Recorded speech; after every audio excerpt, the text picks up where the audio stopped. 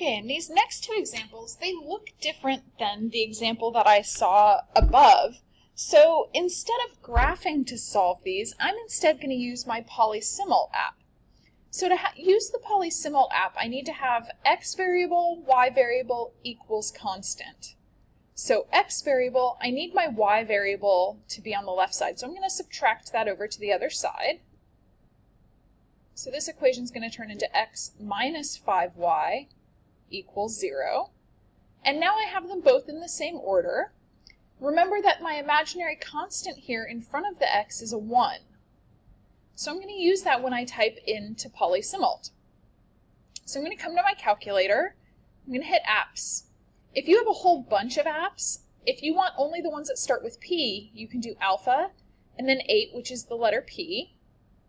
So you see only the ones that start with P, I want PlySmlt. Push any key to start. I'm going to solve simultaneous equations. We have 2 equations, 2 unknowns. We can have our answers as fractions or decimals. And now I'm going to type in my numbers. So I've already solved this problem once, as you can see. So you would type in the 3, 2, 0, 1, negative 5. So using the negative key, 0. And now we're going to solve. And we get the solution 0, 0. So remember, the first thing we typed in was our x variables, and the next one was the y. So x1 stands for my x, x2 stands for my y. So we get 0, 0 is our solution. 0 plus 0 equals 0. That's true. 0 equals 0.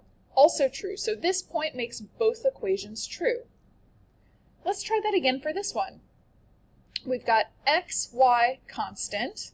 So I need to move my x over. So I'm going to put it on the left. So we've got negative 1/2 x plus 1y equals 5. Over here, negative 1x plus 2y equals 10. So let's see what happens when we put this in. If you've already got your PlySmlt open, we can just go back to the system of equations and put in our new numbers. So now we've got negative 1, 2, 10, negative 1/2. Notice your calculator will automatically turn that into a decimal. 1, 5. Okay, so I've put in my 2 values, and now I'm going to say solve. Well, this looks really weird. It's like saying that my x value is negative 10 plus 2y, and my y value equals y. What does that mean? Let's go back and look at the graphs to see what this means. So this equation is already ready to graph. So I'm going to change this one into graphing form.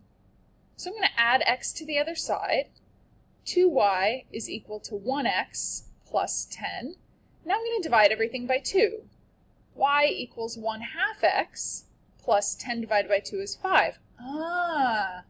Now I can see that my 2 equations are actually the same. That must mean we have infinite solutions. So those are the same lines, infinite solutions.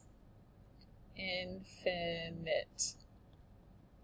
And the solutions are all the solutions that are on this line. So any of the points that make this line true, like 0, 5, for example.